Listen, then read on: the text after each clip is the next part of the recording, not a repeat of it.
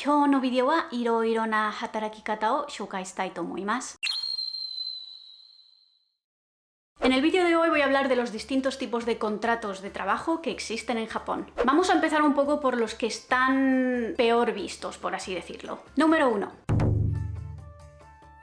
Furita. Furita normalmente es un tipo de contrato en el que la persona trabaja como si fuera un empleado a jornada completa, pero no tiene ningún compromiso de permanencia con la empresa. Normalmente trabajan por periodos cortos de tiempo que suelen extenderse hasta un año más o menos, pero no suelen ser mucho más largos. El tipo de gente que elige trabajar de este modo normalmente lo hacen porque quieren trabajar para ahorrar, para lo que sea, y luego, por ejemplo, pausar durante X número de meses para estudiar, viajar o simplemente para descansar y no hacer nada. Estos trabajadores suelen repetir de este modo este ciclo. Trabajan durante X meses, descansan, cuando se les acaban los ahorros, vuelven a trabajar X meses, vuelven a descansar y así va la rueda. Normalmente los furita no tienen demasiada buena imagen en Japón, que digamos, porque pueden ser percibidos como que no quieren comprometerse, ¿vale? Porque no quieren algo, digamos, no quieren un contrato que les exija más o que les impida o que les limite en sus libertades. Entonces, bueno, eso, tienen una imagen un poquito no la mejor que podrían tener. Los extranjeros que tienen este tipo de contrato en Japón no son elegibles para visas de trabajo. Tipo número 2.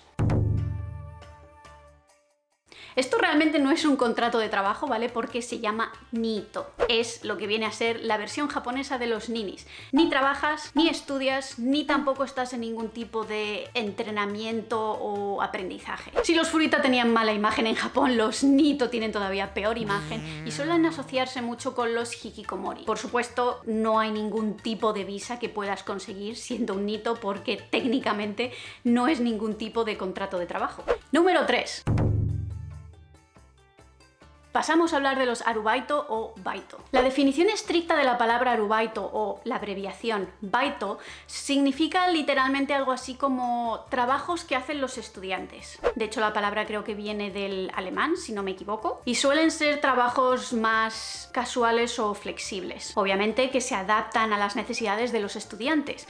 Entonces, en este tipo de trabajos normalmente puedes elegir cuántos días a la semana quieres trabajar y cuántas horas quieres trabajar. Los arubaitos más típicos suelen ser en supermercados, en konbinis, en restaurantes también, en tiendas de ropa. Normalmente no necesitas tener ningún tipo de experiencia previa para poder hacer estos trabajos y suelen ser muy fáciles de conseguir incluso para extranjeros. Obviamente son más fáciles cuanto más nivel de japonés tengas. Algunas de las ventajas, como ya he dicho, es que puedes ajustar el horario de trabajo a tu ritmo de vida, ¿vale? O a tus necesidades. No necesitas tener experiencia previa y normalmente no se hacen horas extra. Los arubaito o baitos no son un tipo de trabajo, no son un tipo de contrato que sean elegibles para visados, así que si sois un extranjero haciendo un arubaito, no os van a dar un visado de trabajo. Tendréis que tener algún otro tipo de visado. Los puntos negativos de los baitos o los arubaitos es que no te pagan la seguridad social, es decir, cualquier tipo de gasto médico que tú tengas te lo tienes que cubrir por tu cuenta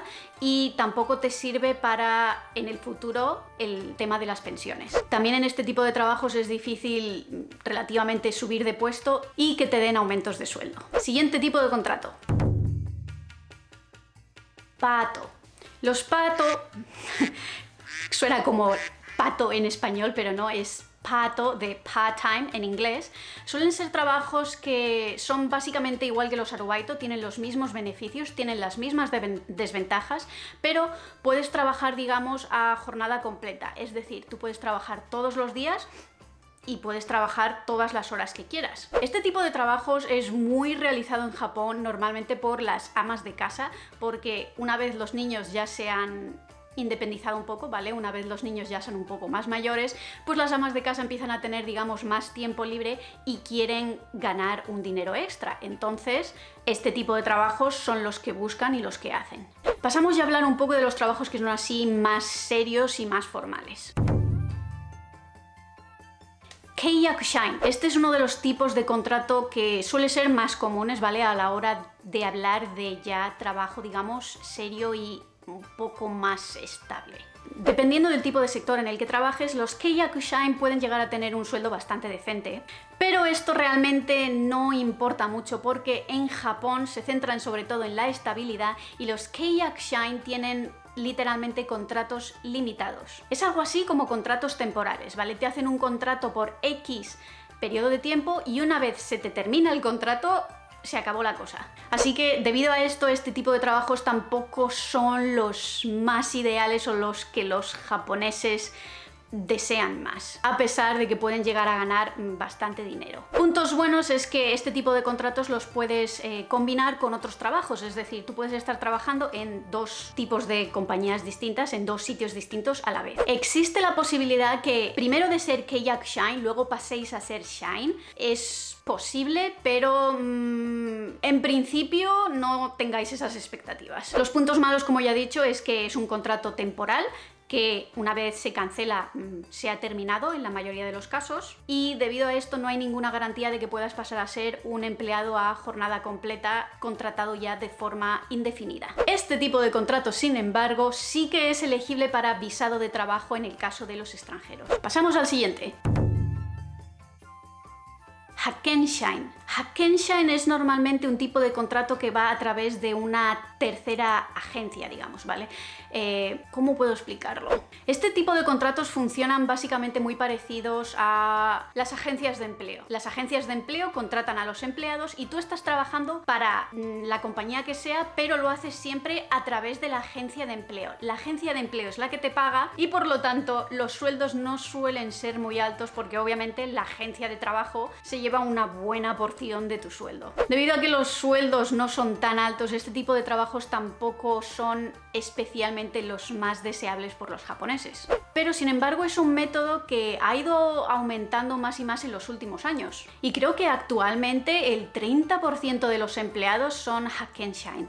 Los motivos pueden ser que aunque tu sueldo es bastante menor, tienes muchas menos responsabilidades en tu trabajo, tienes menos presión en general. Y otro punto muy bueno también de este tipo de contratos es que no suele ser lo más normal hacer horas extra, pero tratándose de Japón, que tampoco os sorprenda mucho si tenéis este tipo de contrato y os toca hacer horas extra.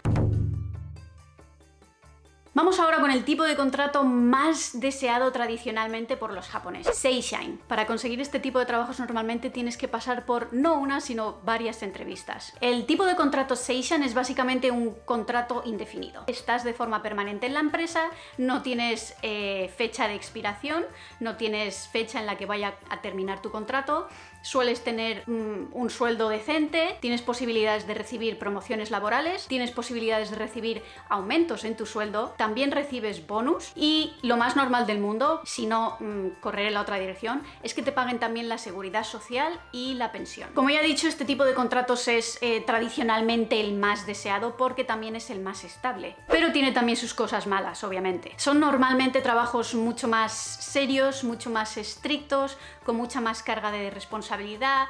Las horas extra es casi, se da por hecho que tienes que hacer horas extra. Tienes que poner la empresa antes de todo. Antes de cualquier cosa en tu vida, la empresa va antes de ti, va antes de tu familia, va antes de tu perro, la empresa va antes de la vida. Se esperará de ti que atiendas a todas las reuniones, que atiendas a todas las nomikai, también te pueden trasladar de ciudad o incluso de país por varios años y no te puedes negar realmente. Si eres extranjero, este tipo de trabajos con este tipo de contratos son normalmente los que suelen darte la tan deseada visa de trabajo o la sponsor visa. Por último, y ya para ir terminando este vídeo, tenemos a los Jie-gyosha.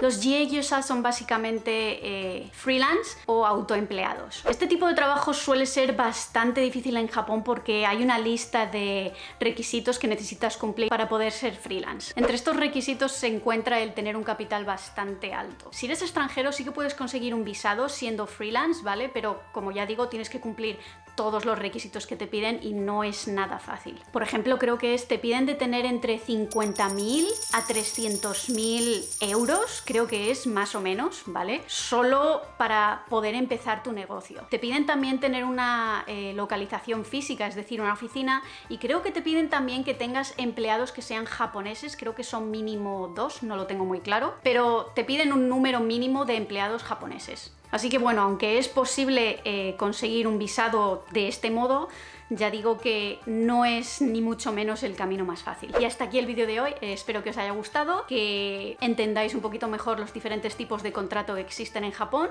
y ya sabéis, si tenéis cualquier pregunta me la escribís abajo en la cajita de comentarios y nos vemos en la próxima.